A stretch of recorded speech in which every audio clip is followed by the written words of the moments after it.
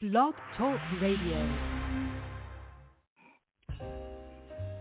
Live from Washington, D.C., it's Quintessential Listening, Poetry Online Radio. QLPOR, as it's widely known, features a bevy of poets, spoken word artists, and live poetry readings with best-selling authors. Your host is Dr. Michael Anthony Ingram. Good evening, everyone. Tonight's program will be different. We're showcasing the work of author Kevin Lichty.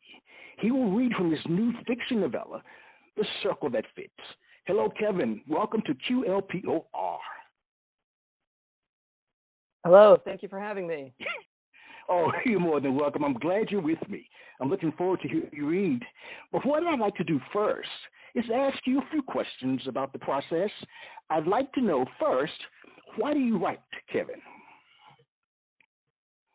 I write because I think I've always written. So I wrote my first story when I was 5, and I've been telling stories ever since I can remember.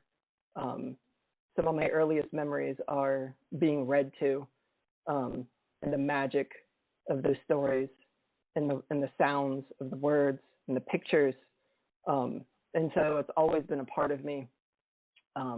So even when I wanted to do other things like become a herpetologist or an astrophysicist or any of the myriad other things that I wanted to do as a kid, reading, writing stories, inventing stories, going into the woods and finding out where creeks are going while telling stories to myself and inventing worlds is just something I've always done. So it's just something that's part of it. All right. Now, do you come from a literary background? I know my mom she studied English. She never finished her degree, but I know she studied English in college. And I think she wanted to be an English teacher and a writer, and it never really sort of materialized. But other than that, I actually come from a music family more than anything else. My dad was a professional singer. He sang opera and classical music. And everyone in my family plays an instrument. My brother plays the drums. My sister plays the clarinet. My younger brother plays the guitar. And I write. All right. Very nice, very nice. The Circle That Fits. What inspired your book, my friend? Well, a little bit of everything. So my family also used to sell funnel cakes. It goes back 3 generations of funnel cake sellers and various different fairs. So that was part of it. But of course, it's not really autobiographical. It's completely fictional. Some of the characters were inspired by some of the people that I met as a child, selling funnel cakes in different fairs and different craft fairs. But they are also completely invented at the same time. And it sort of invented itself as it went. So it started off as an experiment. The character Daniel sort of grew out of that experiment. And then as I went, his journey, his arc, his story, his worldview, his cadence, all of that sort of grew on its own as I was sort of discovering it. So it kind of starts a little bit with my own personal experiences with the fair, and just being a child in the 80s, at a time where things were a lot more dangerous and less regulated. And then it just sort of grew out of that. All right. So what does the title mean? So the title it kind of has dual meaning. So the first one is the circle imagery of the novella as a metaphor kind of permeates so much of the storytelling, which is one of the reasons why. So the Ferris wheel is always at the center, and the Ferris wheel is a giant circle. All of the carnival rides move in loops and in circles. As a traveling carnival, we move in loops and circles, and so there's all of these various different orbits, right, and gravity that pulls us together or breaks us apart, right? And we spin out into all of these different circles. So the circle is kind of a metaphor for the arc and the story of the book. But the circle that fits actually comes out of music theory. And that's the idea of the chord progression in any kind of a song. As you're moving through, if you think about all of the various different chords that you have available to you in a circle, the circle that fits is the chord progression inside of any song. And that's how those chords fit within that circle. And so that's also sort of thematic to the book as well, right? So Daniel's making this circle that fits him. All right, very nice. You know, the cover of your book is quite striking, and it brought back a lot of memories to me about circus. So tell us about the process for coming up with the cover of the book. So the editor, he asked me if I had any ideas about the cover, and the only direction that I gave him and the artist was that I wanted it to look like the cover of the book was illuminated, because the lights, illumination and darkness is also a big sort of theme of the book as well. So I was like, I really would love if we could figure out a way to make it look like the cover is illuminated in some way. And then the editor gave that to the artist, and the artist came up with this gorgeous cover. It's beautiful. It's quite striking. You know, as we move into tonight's program, what should listeners prepare to hear tonight? What are you going to treat us with? So I'm going to introduce the listeners to the main sort of characters. And so this is a very, I would say it's a very language heavy, very character heavy story. And so what you will hear, it's actually a lot, the way that a lot of people describe my writing is that is a story that sounds like a poem. So even though it is fiction, even though it is prose, I hope that they hear the poetry in the cadence and the music of the language. And they're probably also going to, in terms of content, they're probably also going to hear a bit of a surreal understanding of the world and a very highly sort of emotional experience of the world from the narrator, who is Daniel. Wow. Very nice. Well, everyone, now it's time to settle in and listen to Kevin read from The Circle That Fits. All right, Kevin. All right. Most people think you start with a circle, close the space off so you can create inside of it, but Dad said starting with the circle is a mistake. A circle collapses without the scaffold of the 8 to hold it together, and without the 8, everything becomes chaos. Dad said you begin with the figure 8 because a figure 8 outlines the potential space that might exist. A circle comes second. Define your borders, Dad said. He poured quickly from the wrist, but carefully. Without care, he said, you'll get wild arms flying everywhere. A mess. When Mom was here, she had helped. She'd stand behind Dad and whisk the powder into batter, their two backs pressed against each other. Sometimes I had to crawl between their legs to get from one side of the trailer to the other. At night, she helped me catch fireflies in the fields when it was warm enough, taught me how to cup them in my hands so they would illuminate the spaces between my fingers. We'd sing a song to them, blow into the hollow of our hands and let them go. Most nights, we found Dad sleeping under the fold-away table when we got home. Mom said he slept that way because he spent 3 years running away from monsters who wanted to eat him in the jungle, and when he had come home, he thought he'd be safe, but he found monsters here too. Sometimes, Mom and me would make a circle with our arms, and we'd spin and spin until I lifted off the ground, and I would fly around the circle of our bodies and feel the world pulling at my feet, trying to pull me away, but Mom held on so tight. When Dad finished with a funnel cake, he would fish it out with the fryer with a pair of tongs and let it drain before releasing it onto the plate in my outstretched arms. He started to let me powder them when I was 7, and I remembered then that on a clear day, when the sun shone in through the front windows, the powdered sugar had looked like stars falling through the cylinder. And one day, my mom let go. I remember it like a release, like I was unstuck and floating free of everything until I fell to the ground and all the wind was knocked out of me. I laid there in the grass for a long time, heaving, waiting for mom to come rushing over and pick me up. I watched an ant crawl across my arm in circles, its antenna waving. After a while, I stood up and looked around, and she was gone. Dad said he didn't know what happened to her, told me that the best thing to do is to just draw a circle around my heart and close it in.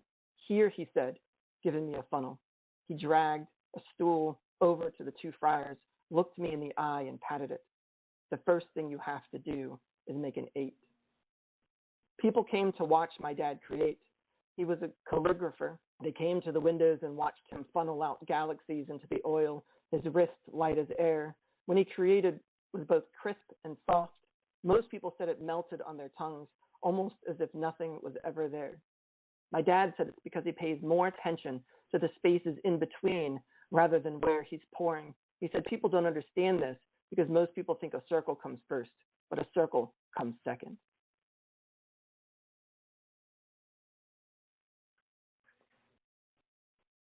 Dad said our trailer wasn't big enough to hold Hope. We need the room, he said. We were getting rid of Mom's things, grabbing armfuls of clothes and stuffing them into black trash bags. We pulled out the bins of her lipsticks, her body spray, her shampoo. Here, the book she was reading before she left, dog-eared, spine broken in 5 places, corners of the cover torn away. Here, the bin of her headbands and hair clips to hold back her mass of curls from her face. I took out a clasp, square, pewter-colored, covered in rhinestones. I remember the last time she wore it. It was a Saturday, my 8th birthday. The carnival was open late. She'd said, "Come on, we're going to be like everyone else tonight." We stepped out of the trailer into the cool together, her hand wrapped around my hand, breathed air thick with the smell of fry oil. We walked through the midway, the clasp in her hair absorbing all the reds and yellows and blues. "What do you want to eat?" she asked. We walked past everything that was fried, the French fries, the corn dogs, the chicken, the egg rolls, the onion rings, the fried ice cream, the elephant ears, the fried Oreos and Twinkies and candy bars. "Bob's kebabs," I said. His open fire, his skewers of meat, his black char on the peppers. We watched Bob slap the skewers onto the fire, drip down onto the wood, heard it pop, watched the curl of black smoke rise into the sky, watched him turn and turn and turn. "And lemonade," I said, "the kind made by hand." We watched the floating hemisphere of a lemon be pressed into a glass, its clear juice leak in the sugar, white, translucent, gone. We sat under a canopy strung with incandescent lights and ate. She bought me a caramel apple embedded with peanuts, and we walked to the games, and she let me throw darts at balloons, my favorite. Jason gave me the real darts because it was my birthday. I felt the heft of them in my hand. They felt heavy and deadly and beautiful. I won a fuzzy lion hand puppet and a Harley-Davidson keychain. Mom told me to hold on to that keychain, hold on to it tight. Someday, we're going to have a key to put it on and a door that will fit it, and you'll have your own bed to sleep in, the same one every night in the same place, and you'll have the same grass to play on and the same friends to play with, and they'll come over, and we'll have water fights in the afternoon and have cookouts and make popsicles of orange juice and toothpicks, and Dad will come home from work, and we'll sit down at a table and eat roasted chicken with fried potatoes every night, and I'll put you to bed and tuck you in it, and everything will be the same in the morning." "What about the Ferris wheel?" I said. "You love the Ferris wheel, don't you? Come on," she said. And we went and got into the bucket and held on to the arm bar and rocked as it went higher. We reached the top, and JoJo held us up there so I could look out at the black mass of trees down below, see the road snake away, see the cars moving back and forth, the circle of their lights, the orange haze from the town's street lights rising into the black of the sky. Here, Mom, the tangle of her hair pulled back, the clasp she wore shining white in the light of the Ferris wheel. Down below, the yellow of her funnel cake sign, the white pouring out from the front windows, the shadow of Dad moving left to right. I wanted to say something about the space between there and here, between the shadow of Dad and the light in Mom's hair, but I didn't know the words. Instead, the top, or near the top, the Ferris wheel, the dark of the sky, the light on my skin yellow and white, the non-space between Mom and me. Just like everyone else, I asked. Just like everyone else, she said. Then the Ferris wheel lurched, and for a moment, as the bucket swung out, I couldn't tell if we were still rising toward the sky or falling back to the earth.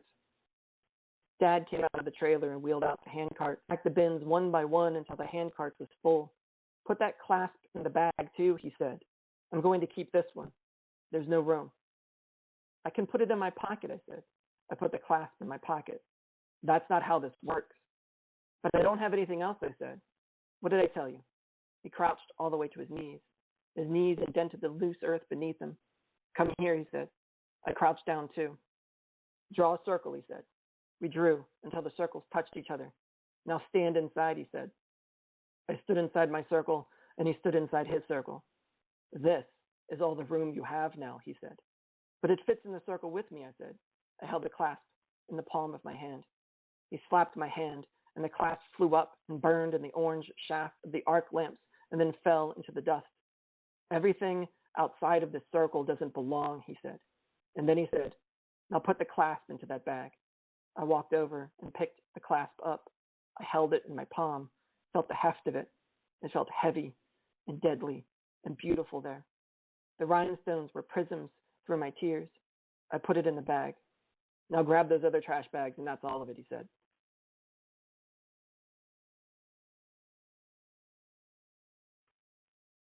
Llewellyn, the pony ride man, used to let me feed his ponies sugar cubes in the purple darkness before the sun came.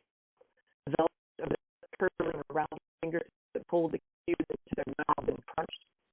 He told me the lips of a pony were like the lips of a woman.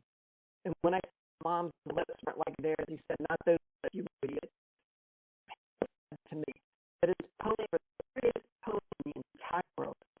I said, but they have to walk around in a circle all day with kids on their backs. They are because they are new. He showed me how the basketball rims were bent to look straight and how the milk bottles were unbalanced so they would never fall at the same time, and where the teenage girls gathered behind the arcade tent and pressed their bodies against the men who wandered to them. The only thing the man wants to do is take and take and take, he said. I asked him who the man was, and he told me everyone is the man. So are you the man, I asked him. Yes, he said. Llewellyn was a wise man. He was the first one to tell me I didn't need to be a carny, that there was more to this world than the asphalt and dirt and fried food and lights and vomit.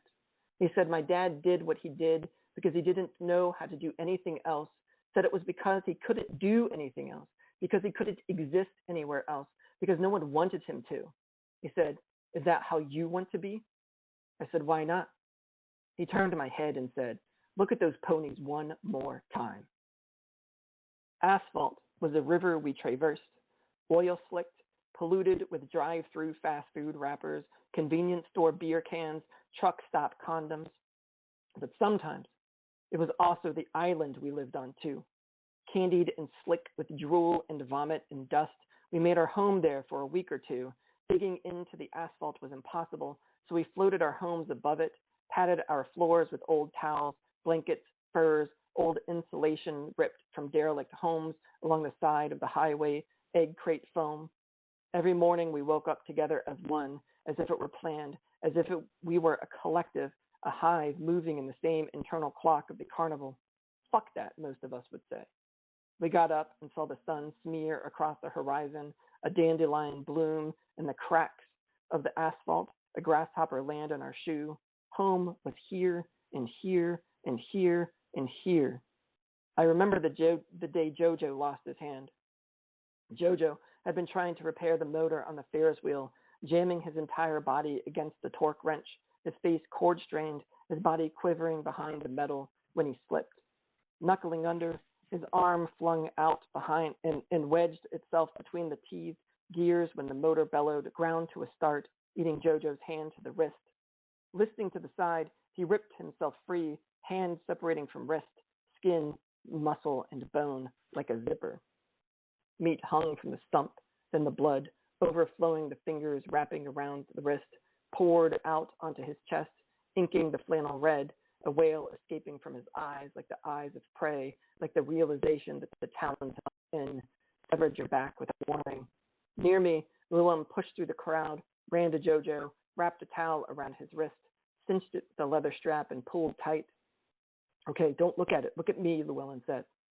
People surrounded them, made a ring of them, but all that did was create a stage with Jojo and Llewellyn at its center. Quiet down, the people told each other. Recinching the leather strap, Llewellyn picked me out of the audience, told me to get more towels, so I went to his trailer, gathered a pile of them into my hands, ran back and gave them to Llewellyn, who undid the cinch, replaced the soaked towel with a fresh one, and pulled the strap tight around Jojo's wrist again.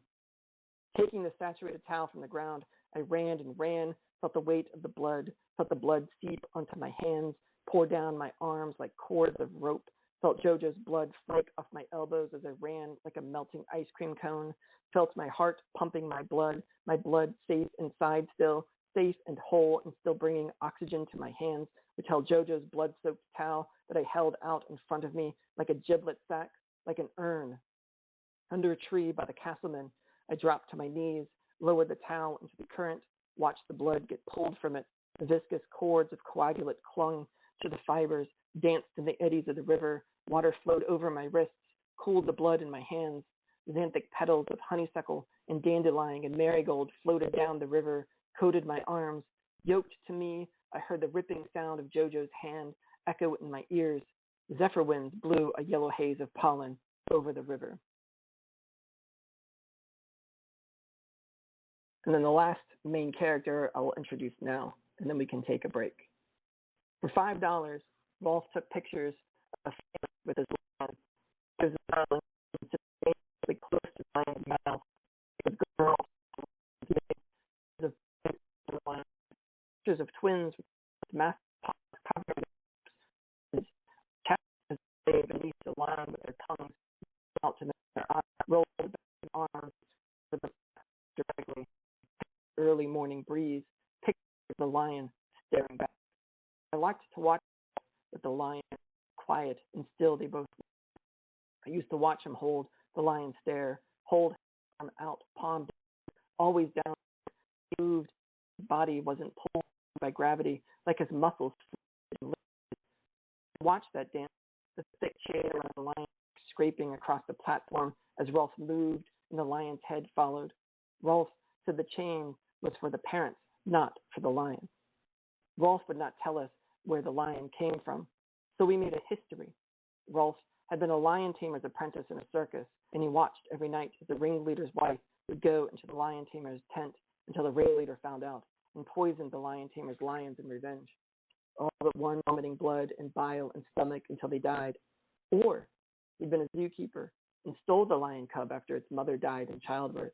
Or he'd been a merchant marine and bought the lion cub at a cellar in a port of call, and he smuggled it on board his ship and hid it in the machine room, fed it scraps from the kitchen, covered its piss in vinegar, and disappeared with it in the first port of call he could. Llewellyn said, where the lion came from didn't matter. Said the lion was always here, and so always will be. Dad said the goddamn lion was a danger, said it was going to get the whole carnival shut down one day. Rolf sat down next to me one day, right after Llewellyn had been found. He handed me a grape soda, turned to me and said the lion just started following me one day. That doesn't make any sense, I said. And he said he used to be an animal control officer and got called in as backup one day to a job that was too big for the responding team. No one told him what was going on, and when he got there, the other officers were frozen on the back porch, and he could hear the screams of a woman out somewhere in the wheat-colored grass. And he asked the 3 other officers what was going on, and they told him not to go out there, told him they used everything they had, but they couldn't touch him. And Rolf said he went out anyway, went out into all that swaying grass, and he followed the screams until he came upon a man and a woman and a lion.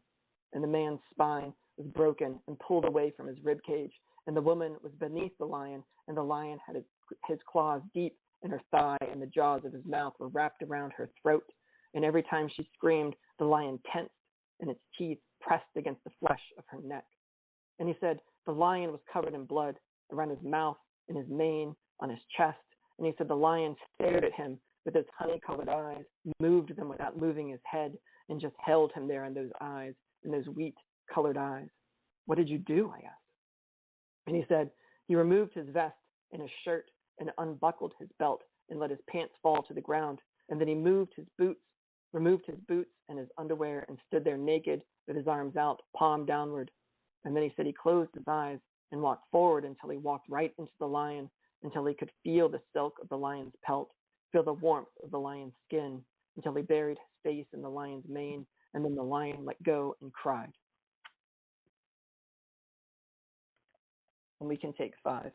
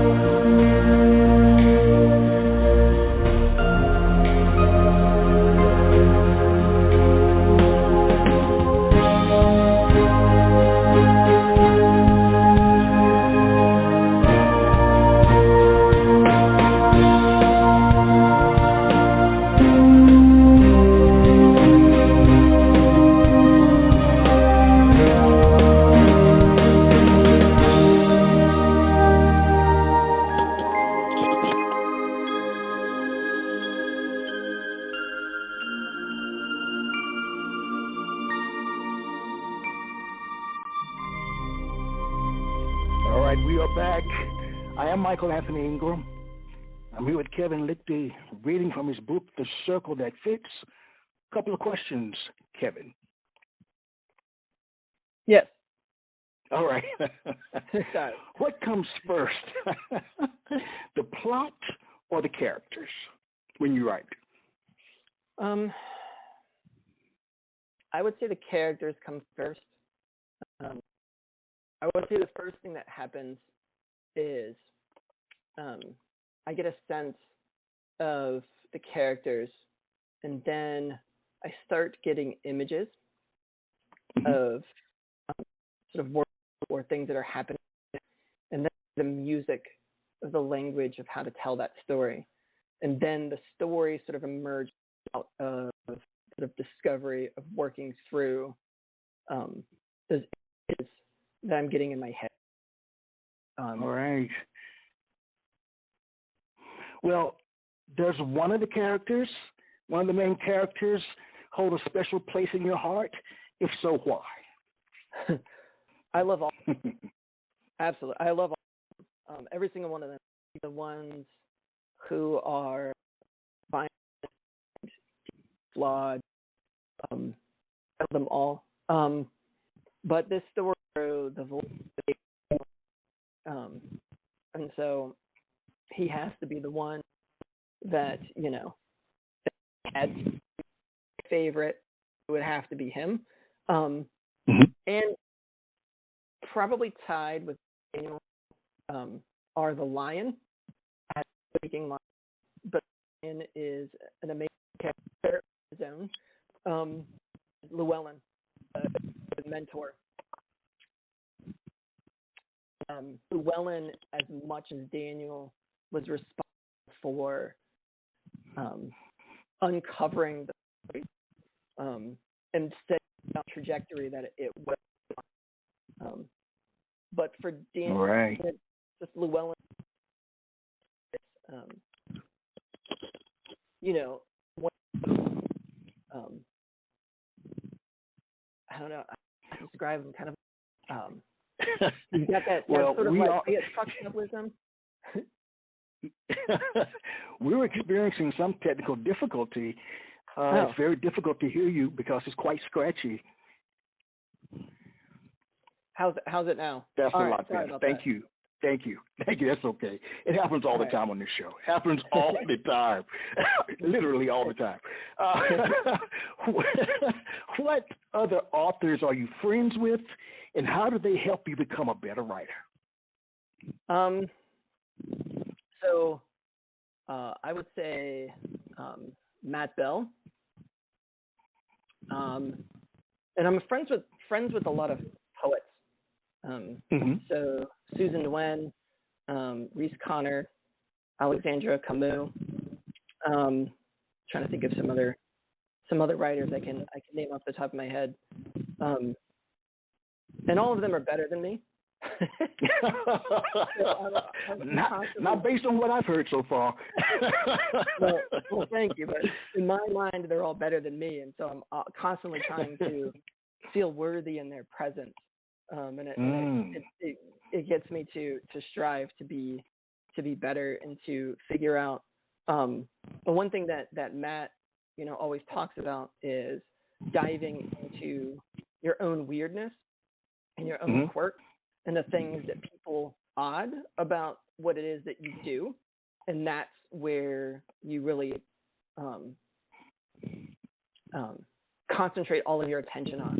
What are those things that are kind of weird and quirky and odd about your process and what you write and what you love, and that's where you really, really focus all of your attention on, and that's how you become a better writer. So that's certainly some advice that I try to take on my own.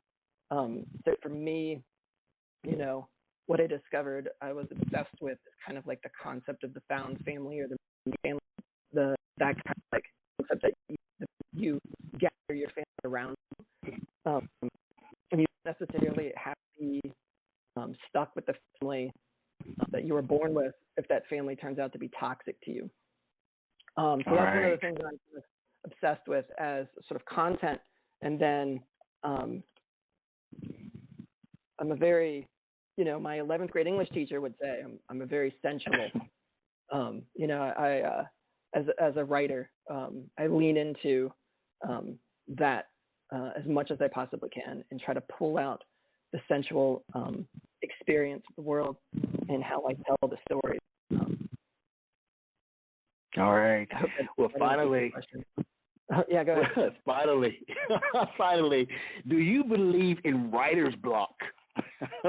for this section? Do you believe in writer's block? Question.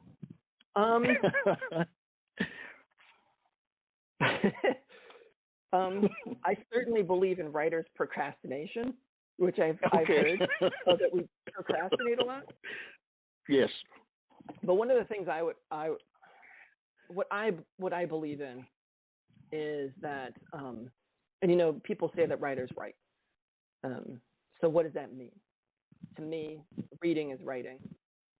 Because when I'm reading, I'm learning from the people I'm reading. Thinking is writing. So when I'm thinking through a problem that I can't solve in a story that I'm trying to write, that's writing. Experiencing is writing. So you have to experience the world in order to write it. Observation is writing. So as you are people watching in the mall or eavesdropping on conversations at a restaurant, that's writing. Research is writing,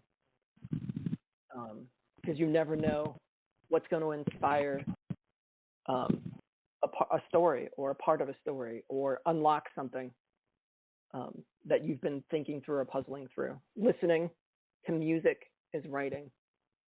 Because to me, oftentimes, what I'm trying to do in my writing is recreate that experience of listening to music does to me, which sort of sends a sort of vibration in your body, right? When you hear a really great song, your body vibrates, and I'm trying to do that in my writing, is to make, hopefully, readers' body vibrate certain parts and hear something when it happens. All right. And then, of course, writing is writing. Yes, it is. I agree with that one. All right. Yeah. Well, Kevin, it's back to you. So I'm going to jump forward a bit in the novella. Some of the things that are introduced in the first reading, but we're also just sort of going to move forward time here a little bit.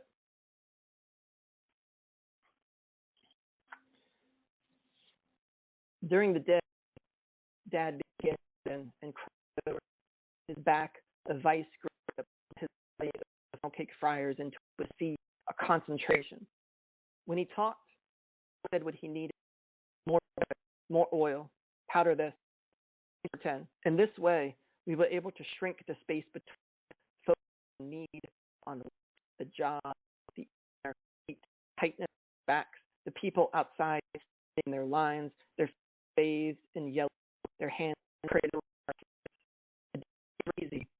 We knew what to do with our hands and our mouths, and if our bodies touched because they had to move in those directions.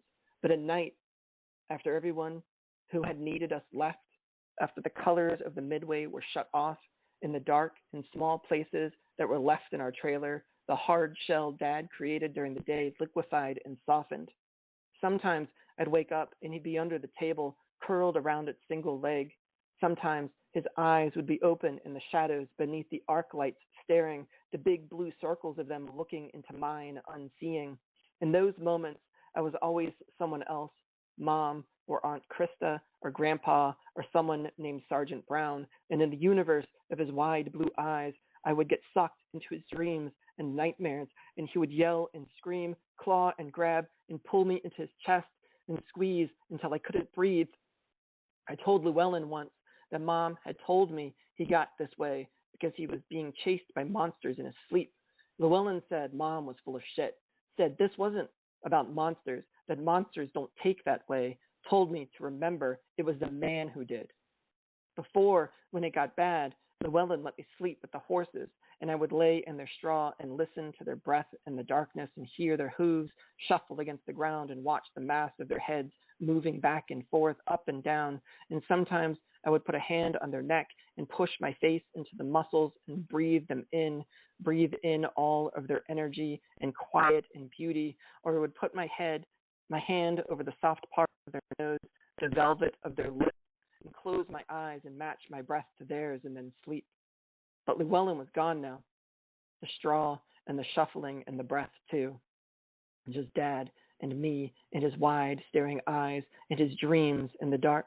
to the common room and poured myself a glass of water and saw Dad under the table with his shirt pulled off and wrapped around his eyes, and I could see the heaving of his chest and his red and slicked skin, and I walked over to him and crouched down and held my hand out to his hot and wet skin, held my hand out towards him like he was a radiator to be warmed by, and he flinched, and I flinched, and our bodies jumped like two magnets fighting against each other. He reached up to the shirt, pulled around his eyes, and pulled it tighter, and he said, "No." He said, "No, please." And I felt the heat of his body even on the other side of the trailer, the fever of his dream leaking out of him, burning him up, igniting him from the inside. And I remember this used to be Mom's job, to put her hand on his forehead. So I crouched down and put my head under the table and held my hand out. And he flinched again, but I held my hand steady, held it out to his burning, sleeping body, and touched his shoulder. His body like a center of gravity. I fell into his orbit. I pulled my hand away and saw the imprint of it on his skin, the white outline of my fingers, and he reached out and grabbed my hair and squeezed. He said, "God damn you motherfuckers, is this it? Is this it?" And he ripped at my hand and slapped my head against the ground and held it there, pressed me down like he was trying to push my head through the floor. And I squeezed my eyes shut and reached out and touched his forehead, and he said, "No." And he said, "Please." And I fell into the cracks Dad made and was rooted. "It's okay," I said. "It's okay, Dad. It's okay." The next day, he wouldn't remember, said he didn't remember, but his body did. He pulled me closer, pulled me into his searing red-hot orbit, and asked me to promise him to never leave, said this is how it's meant to be, right here, father and son, tradesman, master and apprentice, like the ancients. He picked up his funnel and said, "Everything you need to know pours out from this." I said, "Okay, Dad. Can I go outside for a few minutes?" He said, "Sure." I went outside and ran under a tree, and in its shade I crouched down into the dirt and cupped an ant and pulled him into my hands. And the ant felt the map of my hands with its antenna, and I crouched down into the dirt again and picked up another ant and another and another and another until my arms were covered in them and my skin burned with their stings. Every year we went to Greenbelt for the Labor Day festival. Around midnight, we would spread out over an asphalt parking lot that was sandwiched between a police station and a community pool, erect the scaffolding of our lights so that on Friday morning the children and their adults and the adults of their adults could come and ride the hurricane and eat candy apples and funnel cakes and throw up on the zipper and dunk their friends in the pool and kiss beneath the lights of the Ferris wheel and donate to the Maryland Democratic Party, who sponsored the event and required a party worker to be present inside the booth of every station, 5% to the re-election committee. This meant that every year I worked from midnight to 7 in the morning on Friday, and then, covered in oil and grease and dust, with blood on my knuckles and knees, I would check into the Holiday Inn. This was where I would stay on holiday for the holiday weekend, where I would eat potato skins from room service and swim in a pool already turning to ice and sit in a basement tanning salon and stare at the pictures of the tropical sun behind the counter and talk to the teenagers who worked there, who let me sit and talk for no reason and look at the tanning beds like alien seed pods and watch movies in my room until Dad came home around 1 in the morning, covered in the smell of the carnival. He would ask, "How did your day go?" And I would say, "Good." And he would eat cold pizza he brought back in a box gone translucent with grease and then fall asleep on the same bed. I took my key from the front desk man, who stared sideways at his manager after I'd told him I forgot my key again, and carried my tiny suitcase up to whatever floor my room was on, the higher the better. In the room, I peeled off my clothes and threw them on the floor, and I turned on the air conditioner to high and stood in front of the window and looked down at the green belt of trees around the mall and the highway and the Denny's and the office building across from me and cooled the slick from my skin. And then I opened my tiny suitcase and found my bathing suit, the red one with the Superman symbol on the butt, and put it on. And then, in the secret pocket cut in the bottom of my suitcase, I felt for the lace of a ribbon, pulled it out, unthreaded Mom's clasp, tiny and square and pewter, and covered it in rhinestones, and walked out of my room, took the elevator to the basement floor, and stepped out, dark and beautiful and mine. I padded across the concrete floor, past the laundry room, the pipes, supply closet, up the stairs, and out onto the pool deck, walked to the deep end, heard the water clack, clack against the skimmer, the air on my bare chest, already autumn chill, pulled the goose flesh out around my nipples. There was never anybody else there.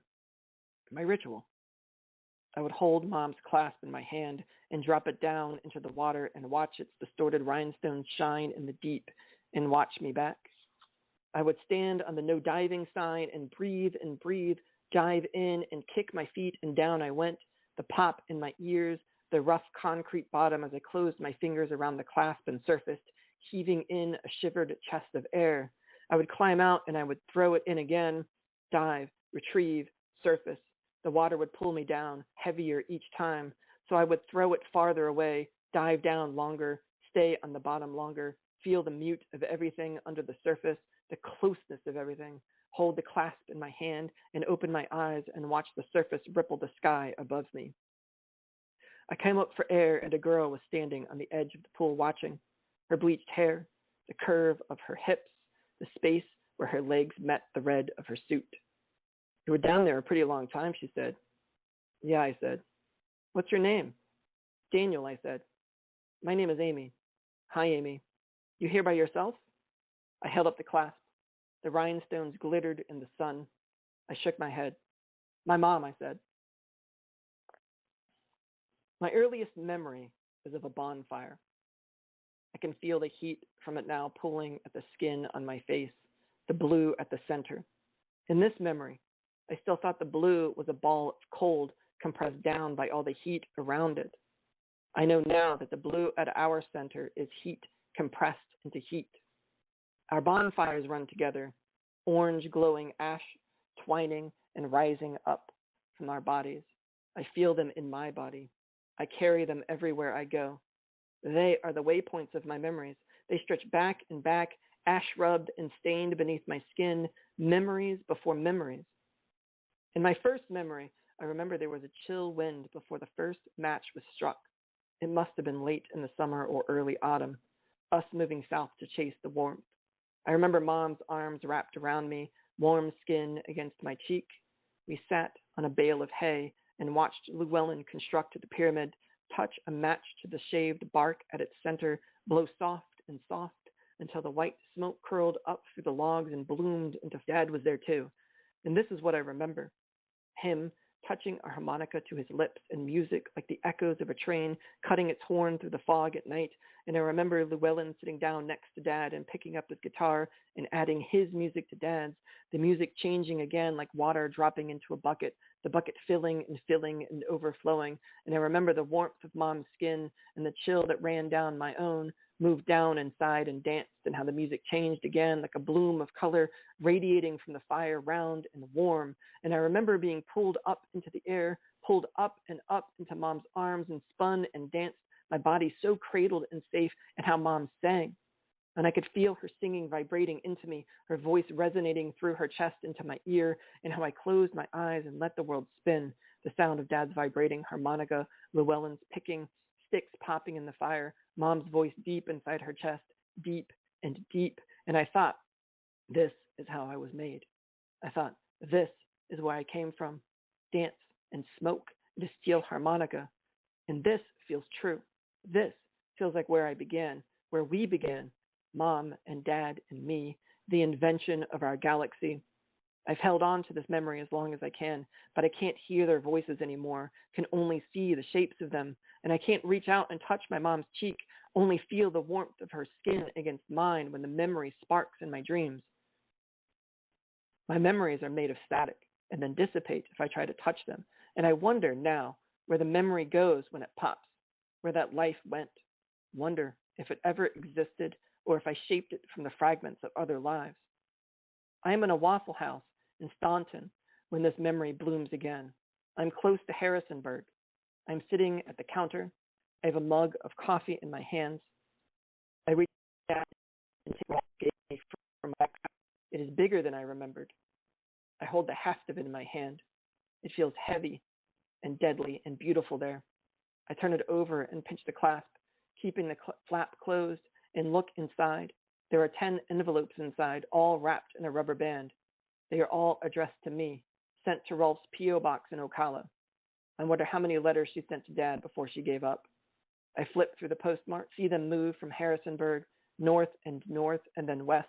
The last one is postmarked Sandusky, Ohio. I've never been to Ohio. If I close my eyes, I can't imagine its smell. Mom's not where I thought, I tell my waitress. How's that, she says. She's right here, I say. You're a strange cookie, aren't you? Can I take that booth over there? And can I get a refill, I say. Of course, she says. I move into the booth, spread her letters out on the tabletop, and open the first one. I can't hear what Mom's saying to me that night or see her face anymore. All right, I think I will leave it there. All right. That was incredible, Kevin. I was with you throughout. I felt like I was one of the characters in the book. It was wonderfully written. Thank you. Really, really, wow. A couple of questions for you before we go. Sure. What I want to know is, what did you learn about yourself when writing the book? Who are you as a result of writing this book? Oh my. I think one of the big things for me is I've always been a big intellectualizer. So, I take my experiences and I intellectualize them, and Daniel is the exact opposite, and he's a feeler. And so in order for me to be able to write Daniel, I had to get into that space to be a sort of feeler and be present and just be present in the body and feel his emotions. And I feel like he taught me how to do that a little bit better. And I think also just having written the book, you learn a lot about discipline and routine and ritual in order to get it done. Right. When I first started writing, I always thought I had failed if I didn't finish a story if I started it, which is a wildly unsustainable way to write. And it really taught me this process and a set of rituals that I can use to get back into a space over and over again so I can have much smaller ambitions on the day, but much bigger ambitions for the story as a whole. All right. I want to expand that question just a little bit. Sure. What surprised you most about writing this book? First, that I could finish it. All right. I know that one. Anything else? I think second, the way that you can hold, the way that things can sort of come back, like I didn't do like an outline. The way that I sort of like I did this is I used index cards with very sort of bare bones ideas on the index cards. But the way that sort of metaphors and objects and symbols and structures and things like that would click into place without me not necessarily having to plan them beforehand. Like they weren't necessarily like premeditated, but it sort of happened naturally, which I thought was a big surprise. So when I set out to make the sort of like circle the center of the metaphor of the book, the way in which just having that focus, all sorts of things sort of just happened, just saying like, this is how I'm going to like think about the story. And that sort of surprised me. Okay. All right. Well, if you had to convince friends or colleagues to purchase the circle that fits, what would you tell them? I think what I would say to convince, hopefully they'll do whatever the kindness of their heart. No, I'm just joking. That's a good one. That always helps. I would say it's intense, but it is wonderfly short. So the intensity is there, and then you can let it go. All right. Very nice. Last question. what does literary success look like to you?